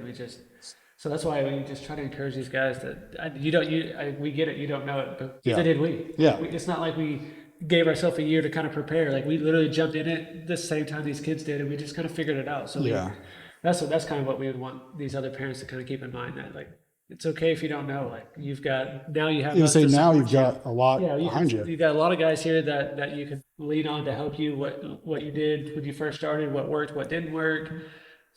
So somebody's kind of like, well, I'm really not, I don't know much about it. I don't know if I'd be a very good coach with that stuff, but they're kind of questioning, you know, but I kind of want to be involved. Like you said, that's your guys' thing. When you come back to be part of, you hang out with your kids and things like that. And I want that kind of thing. You can do it. Yeah. Just go out there and try and have fun and enjoy it. But just showing up is the biggest part of it. I mean, myself personally, you know, I joined to help coach, just to be part of it. I admire every one of these guys, and I wanted to be part of it. So I don't remember if I asked or you guys asked, I don't remember, but I joined into it. And I don't have a huge sports background myself. Yeah. But I just wanted to be out there and be available as much as possible. As you could, yeah. And I just love the hell out of it. And you learn too, yeah. Well, as good as it is for the kids, like, all the kids become friends through sports, and they have those memories. Like, if you remove sports from the scenario, the 7 of us are not friends. Yeah. I mean, we're just not. We run in the same kind of maybe bigger circles and live in the same community. But I mean, I met Jimmy and Jeremy when they were like 14 or 15. Softball. No, umpiring baseball. Oh, that's right. Umpiring Little League baseball is where I very first met those two guys years ago. And then we go 4 or 5 years and don't see each other. And then we run into each other playing slow pitch softball. Yeah. And then next thing you know, Jeremy and I have kids at the same age. And so it's like, hey, you want to coach? Yeah, let's coach. And you know, over the time, you add Jeff in on football, and Chris in on football, and Dusty in on football, and Nick in on lacrosse. And I went to Sequoia. I graduated from Sequoia. So I knew like who Nick was, and I went to school with his sister. But like, if you remove sports, like, we don't. You wouldn't have that. Young to middle age to older, like, we're not. Yeah. You know, we didn't all graduate together. We didn't go to school together, whatever. Definitely, like I said, you have different. If it were not for sports, we would not be friends. And like I said, it's, you know, there's guys here that my kids have their numbers if they're in a jam. When my wife and I moved this summer, and if it weren't for Jeff and Dustin, holy shit, we'd probably still be moving. I mean, they literally bailed me out of a jam. And, you know, we've been on a cruise together. We've been on vacations together. We have house parties, and everybody comes over and hangs out, and it's the same thing with the kids. So I mean, I always think to myself, it's amazing how much kids can learn in such a short period of time. Yeah. These kids learn a new sport, and it's like by the end, like, just like we were talking about earlier, Rhett is our face-off guy, and I'm telling you, before our first scrimmage, we were standing there, and it was literally 5 minutes before we were supposed to start, and we saw them facing off, and I was like, oh crap, we have to face off. And we called a buddy, and my buddy is a director, and he ran down and showed his boy, and just to watch him grow and just be so dominant, it's amazing how these kids can learn in such a short period of time. And so, just like you said with the adults, like, a lot of these kids wouldn't be friends if it wasn't for just playing sports, and now these kids are just best friends, and they hang out. Yeah. So, like you said, if it wasn't for sports does a lot of things. They don't realize what they have. Yeah. Well, my kid has, you know, 6 other dudes that he can look up to. That's normal. If I'm, you know, I'm dad that don't know anything, or, you know, whatever, because it's not easy being a parent. Yeah. But if I've got 6 other dudes that can pour into my kid, and they hear one of them, then it's a victory. You know what I mean? and you know what the person they are, and you can trust them. Yeah. What they're going to tell your kid is going to be what you want them to hear. Yeah. You know, that's another thing, because we can know people and things like that, but you guys can trust that your kid can go to any one of you and know that you're going to get 110%. You're going to get their best. You're going to get everything from them. They're going to be there for them. And what they're going to say is going to be something that that's what I agree with, kind of thing. You don't get that. And it's kind of hard, my kids don't have that kind of stuff. You know what I mean? Like it's things that we had growing up, and I think really did stop at a generation. And we don't have those big family groups that get together anymore, that have that lifelong bond, that grow up together and have that. I have those people that that are that I still know, that I've known them since I was a kid, just because it was always family things and groups that we all were with. So it's something that, I think that if somebody is on the fence about their kid being in sports or something, do it. Just give it. Just do it. Just because find you a dude or a buddy and it's got a kid the same age, and do it. And if you don't have that, then just sign up and say, I want to coach, and you will find you'll find that. You'll be paired with guys. And in an so, era of team jumping or trophy chasing, or it's all about winning. We've been fortunate that we've had success, so we don't have guys bailing because we're not winning. Yeah. But we do have increased number of signups every year that we've been involved in a sport. Next year, there's more kids that come out for whatever it is that we're doing. You guys are setting a good example. Not only it's for the other coaches, but you're also setting for the kids, because you said you're bringing them in more. Yeah. There's more people that like I said, they didn't know a lot about lacrosse, and now you've got 13s rolling. 13, yeah. Like 35 kids. 35 kids going. crazy. You started. Would you say you guys had nine last year? Yeah. And now you have 35. Because we we do the dads half the day. Six of them. Yeah, so it really is incredible. 6 of you guys were it, and then now where you at? It's like, keep it going, because they didn't know that was there, and that's something that they can get involved in and do now. Yeah. And I think a lot of people should know that it's going on, because I love what you guys. I love the idea. I love the camaraderie. I'm still, whenever I was like, man, I only have one guest on a show typically, and that's all I'm used to. And it's a lot of, it's another ball game for me too, because I got to figure out, well, I'm used to being, I stare at somebody, I know their name, I remember it off the top of my head, because that's the one. When I got 7 more, I'm ADHD, I'll tell you right now. And somebody can tell me their name 15 times, and it won't be till the 16th time that I remember it, kind of a thing. But so it's a whole nother world and I felt comfortable with you guys. I was excited. I thought, this group of guys, they seem pretty close. And then to get in here, and just even before, and I was just listening to you guys. And you guys I don't even know if you know I was back there, but you guys were back there just talking and going to town. And I was like, this is going to be awesome. Like, this is going to be so much fun, because I can tell it's just kind of just, and as ADHD people, you sense people, and you go, those are good people and those aren't good people. And I can tell, like, just hearing from you guys what you talk, you are the kind of people that we want to highlight in this community, because those are what we have here. And other communities don't get people like you guys that come up and say, we're going to work hard. We're going to start something from scratch for our kids to do this. And then not only start it, but show up, do it, things like that. Communities don't get that. We are very blessed to be where we're at here in Rogers County. That's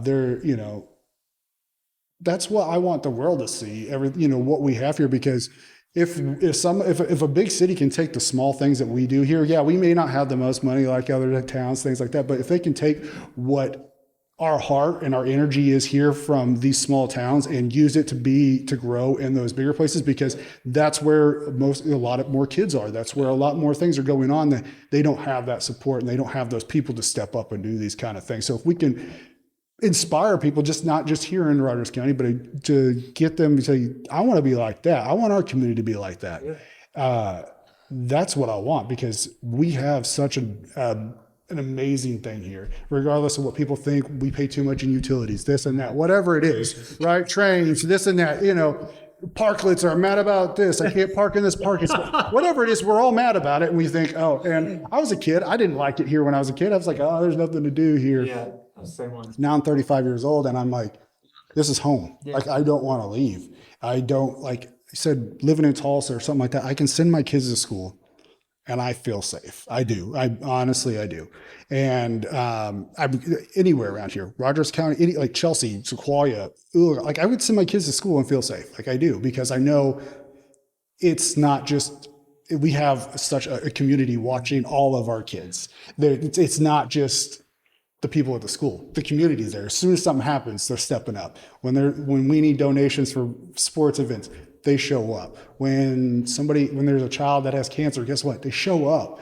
Like, you don't get that other places. Yeah, it's just the perfect Really. example of us using this facility. I mean, the Yeah. players have been so phenomenal. Right. Hertz. Gebhardt's. Susan Gebhardt, yeah. Yes. But the Boyer family, Yeah. she does this all the time. I mean, without blinking an eye. Yeah. We've had, I messaged her yesterday because Yeah. we were, backing down into Yeah, it. we're like, we got to figure somewhere out. Yeah. that's what I talk about when we have the best parents. Gus is her grandson is on our team, and we just get so much support from them, and so Yeah. that's a perfect example. We can Yeah. literally call her on and say, hey, we need it tomorrow, and she's more than willing to come up here and just Let us- donate it to us and Yeah. just be great. And so And it makes let us be here. Like, she's not sitting around here. She Yeah. trusts us that Right. we're not going to wreck the And place. this is We're one of not the first gonna time think- we've had to use this when we got to a pitch where we needed something. Yeah. I've had what else do we have? We had a We had basketball. a second grade football party. Yeah, we had Mhm. full, I mean, literally, if we wanted it in a couple of days, we called her hours before and she was available. Yeah, that's it's just true. the kind of support that we get. It's the kind of place that we live in that people don't realize. And that's the whole reason I wanted to do this podcast, because I feel like, podcast is up and coming. People are starting to listen to more and more podcasts. There was 40 million new podcast listeners from 2023 to 2024. Oh, wow. Like that, it's one of the fastest growing industries in media right now. And we're not there. We don't really have a whole lot of podcasts going on around here. And I said, well, I want to talk about the community, because people, at least what are they going to listen to? They're going to listen to about themselves. Right. Yeah. And we have great people here. Yeah. We have amazing people that step out and work hard to do. I mean, they don't get recognized for it. They don't get paid for it. They oftentimes get criticized for the small mistakes that happen. And I'm like, I want people to realize, these are people. And like you guys were talking about earlier, we can make mistakes. We're going to make mistakes 100%. We're not, perfect, but we're here to work hard. And if we do make mistakes, we're going to make up for that. We're going to step up and keep going, And I just think that's this, telling everybody on, listen, you guys are the type of people that make us shine, that makes me proud to be from Rogers County, from Claremore area. Like, they really do. So thank you guys really for like all the hard work that you guys do. Like, it really does mean a lot to me, because people don't realize kids they're next. They're the ones that are going to be in office running our communities. They're going to be the ones running the businesses that are coming up. And I feel like there's a big change that's about to happen in Claremore anyway. So we're going to be busier. There's a lot happening around us that's going to build a lot of interaction, I think. And we're going to see a growth. And I'm excited for that too, because I think we do have such a strong community and such a strong thing that we are going to have a light, and it's going to shine, and it's going to make those people shine too. And we're just going to keep growing and be better.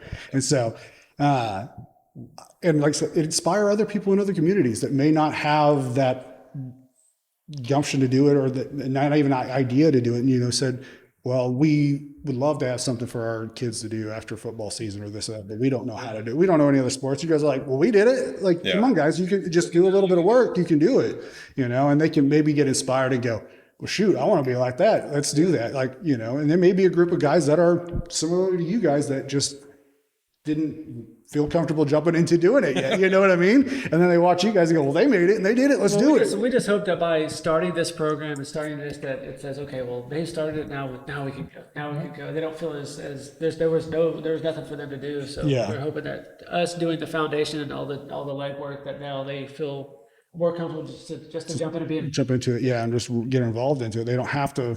If they like, I can't learn all that. I don't know. You don't have to. You can do that, and hopefully, of course, there's the train. We always hear that. I tell people, if I don't hear a train, like, I feel weird. Like, I feel weird if I don't hear a train. And we're just so used to it that it's just like it's like our sleeping music. Yeah. Yeah, I tell like when I go on vacation, I'm like, I don't hear trains, and I don't know. Like, it's weird. It's really weird. Like, you don't think about those things. Like, I mean, I don't live right next to the train track, but I live in Claremore, and you can hear it. Yeah. And so, yeah, I hear it, and I through the air. yeah, yeah, like hear 'em. you don't hear them. I mean, you're probably just used to hear it, but it's I just don't used hear to. like, yeah. Yeah, that's what I'm saying. Yeah, I get what you're saying. Yeah, you hear it, but you don't hear it. It's like it's not a bother in a sense. You know what I mean? Like you just roll with it. And you're just like, another train's coming by. That's just the way it is. I remember one time we sat over here. I worked at IBC, and we counted from a certain time. It was just a few hours, and there was like 89 trains that went down through Claremore. Yeah. Yeah, that was just in a few hours. That wasn't the whole day. It was crazy. But anyways, yeah, of course the train sidetracked us. I don't know what we do without the trains. Like, it's so weird that we're not even a train company. We're like, we're not even a train. Like, there's no train stops here. There's Well, there train was. stations. Well, yeah, there used to be, but like, there's not anymore. 2 intersecting And- tracks Gary, here. it's a So part of that problem. And say By right up. train. I did work for BNSF Did you? for 6 That years. little building up there. Across from Claremore Yeah. Tire was, Yeah, it was the and being that we have 2 major. Class 1 railroads that run through here, you get double what everybody else gets. Yeah. So, And just people, you don't think about it. They go, well, it's trains. Yeah, they just drive through here, but Yeah. it's an important part. that's what they're called. They're Class 1 railroads. What do we get class twos? I don't know. Probably the KCS because they're not around much anymore. Unless you go on the way to Broken Bow, there's that KCS. Anyway.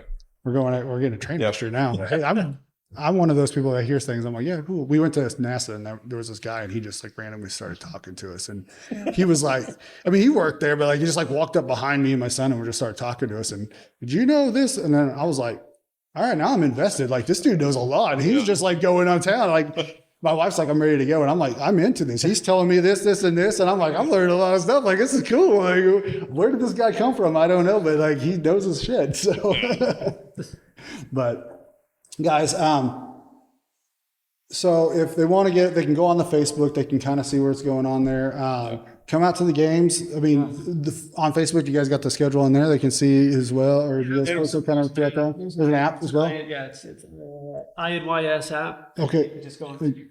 we can. Well, I'll definitely So we can do those links schedule and stuff. on the Facebook. Yeah. And if they want to get a glimpse of what lacrosse is, we as a school or a town Mm-hmm. are fortunate enough to host Owasso High School lacrosse at Claremore this year. Oh, really? Owasso's So- field is under construction, and they were looking for a place to host. And through a couple conversations, we got brought up, and Owasso High School is playing their boys and girls JV and varsity games at Lanto Field. So the schedule. We're going to have a lot of lacrosse going There's a on. lot of lacrosse going on. You can come out. There's actually a couple. Eric sent out this morning. There's a couple special event nights. April 9th is what? It's Claremore High School. Yeah, April 9th is Claremore High School. Yeah. So students, I think, get in free. Show your ID. Yeah. Show your student ID, and you get in free at Lanto. And then April 15th, if player night, you wear a jersey, you get in free at Lanto, and you get to see high school lacrosse. And it's different than what we play. Yeah. But it is a lot of fun. It's fast paced. Yeah, and there's a Sequoia, the current Sequoia. Landon Gilbreth plays for.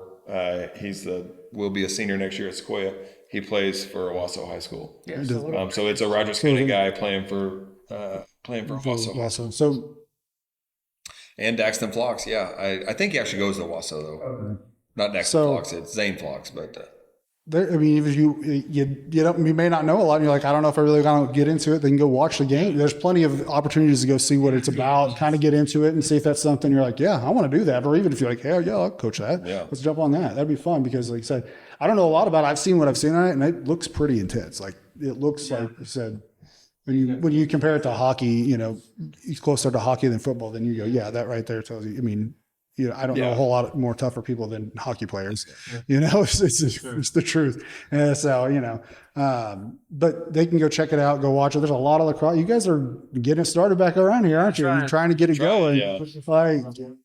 So go check it out. They can go watch the games, go see you guys, look on Facebook. We'll have all that. They can they'll be linked on the bottom of the podcast so they can listen to that. And I'll get all go the see schedules that. on there or whatever. So. And Yarrow will get all that. I mean, when they say they're going to do something, you can tell they're going to do something. So whenever I talked about the uniforms, I said, them all dressed up in the same. It's funny because they were like wrangling around because one didn't have the right shoes on, had the other shoes on, things like that. So that's why I made a joke about it. But they like legit, like they're putting it out there. They're making sure they're, like I said, set an example. Like you guys was behind the scenes setting an example for, you know, like, well, I mean. Well, holding each other accountable. Like, Yeah, how that's did true. you not show up in the right shirt? Why did you not show up in the right shirt? I say, First thing he said to me, he said hi. He said, "You have the right shoes." Exactly. Yeah, that's it. It's just that's just literally how we did it all the time. If someone shows up and they'll make sure to point it out because that's just we want our kids to look the same. and Nick made the fastest time I think I've seen. Like Oh yeah. that was like that rapper and like. He came. I mean, running in deep breaths, but he made it. Like he's like, I can do it like 10 minutes, and it was like 10 minutes. He made it happen. I mean, he had some help from the wife, but you know, we all do. That's how we get. I wouldn't get through life without my wife. Well, and kudos to them for putting up with us. I say that's another I know, thing. like the 5 of us are, you know, my wife, it'll be, I got a lacrosse meeting tonight, and it's like, you know, again, but that, you know, she gets, I won't say stuck, but you know, she's at home making dinner or homework or whatever. And, you know, it's, we do a lot and we love it and we pour into it, but Remember that They're doing a lot too. you know, I can imagine. yeah, they're doing a ton to help out. It takes and again, it takes a takes special a village, person man. to It be takes a a village you know to be a wife There's teacher. hobbies like these guys that do other things like Jeff and Nick travel so much and then to come home to be gone again. It's just it's incredible the support that these guys have. Yeah, I mean, no matter what, if Jeff says, "Hey, let's have a meeting," we're all going to be there. Yeah. So and that just shows how understanding and willing that these wives are, letting these guys. let's not forget to mention them because they do, like I said, they do a lot. I always thought my wife's at home with the kids right now, so I can come and do this podcast and do things like that. She lets me, the kids can come in there while I'm editing and things, but she tries to like keep them wrangled around so that I can focus on doing because that's one of those things that is a relaxing thing for myself. Sports, baseball is about the only sport that I really know, and that's the only one I really cared a whole lot for. My son told me whenever he was little he wasn't going to play baseball and he didn't like baseball, and it about broke my heart. I was like, what? You don't like baseball? Like that's the only thing. That's the only sport that I like. I know I like. And I mean, I like the worst. Like one of the worst teams ever, but I still like it. I mean, I'm a Cubbies fan, so and I was. We're Cardinals fans. Oh, yeah. No, I'm not Cardinals fan. Cubbies fan. No, we are. Oh, you're Cardinals fans? Yeah. He's a red. It's a red. It's a red. No, just kidding. But it was like the only thing that I did, like that I liked. I played baseball in high school. I wasn't good by any means, but I played it and I enjoyed it because I did, like I said, the coaches, the players, the things like that. I was not a good player. Like I couldn't hit the ball, so I just let it hit me. That's the kind of player I was. Like if I'm getting on base, like it's still I can score still, but I can catch a ball, but I can't hit the ball. But I still had fun doing it. Just enjoyed it, and my coach didn't make me feel like a nuisance or like somebody that was something that was just not good for the team or Right. I got to play, and I wasn't the best player, but he did give me those opportunities and to do it. We even had a deal like if we got ahead by so many, he was going to let me pitch, which we never got that close. But so I never got my pitching debut, and they may be my secret. I don't know, maybe one of those pitchers. But it's coaching and doing those sports. It does do a lot for you, even if you really aren't that athletic. Things like that. There's a lot to be learned and to what you can grow and do from doing sports. Because I'm not an athletic person and I played baseball. I still enjoyed it. I had fun. I learned a lot from it. I learned a lot from my teammates. I learned a lot from my coach. So if your kids are kind of on the fence, like at least try something, find some sport for them to get into or something to, even if it's not sports, maybe a band or something, get something into it and then get yourself involved in with it, right? Like be there and be involved for that. Because as you can see, what we've heard from you guys, like what it has done and impacted on your families, not just your kids, but you guys and alone, it's going to be a lot more. It's going to be good for you and for your kids and your family. So just get out there and get that stuff. Go out there. And, before we go, I thought it would be fun. I just want to ask, you guys are coaches. Coaches always have great quotes. I want to go down the line and I want to hear the best coach's quote you got. Just to give us that, I don't know, like pushing? Like, I don't know, just give us that energy. Like, what do you got? Like, what's your go-to? Nobody cares. Work harder. Nobody cares, work harder. Ooh, I like that. Is that? I don't really have. I like that. That's too easy, Dustin. It's on your wrist. It's on here. He's like, I already know. He's like, I live by it. It's live by it. I've got a whole bunch of them. I can't remember who says it. one, you know. What quickly thinks back to me was in our first game, we had a kid that he fell down, got stepped on, and heard him squeal. And Dusty and I were down on that end of the field. We quickly ran out there, and it was, what's the matter? And he said, they stepped on my ankle. And I said, it's a long ways from your heart. Get up. And so we picked him up and got him off the field. And Dusty told me afterwards that he just couldn't believe in that moment. Like, that was like, That's what you think. So his What I favorite is said his to own quote is what he's saying. Yeah, hey, that's fine too. yeah. I mean, coaches always come up with them like that. You pull it out of nowhere, and you're like, "What?" Yeah. Like you literally, I'm like, "Oh, my leg."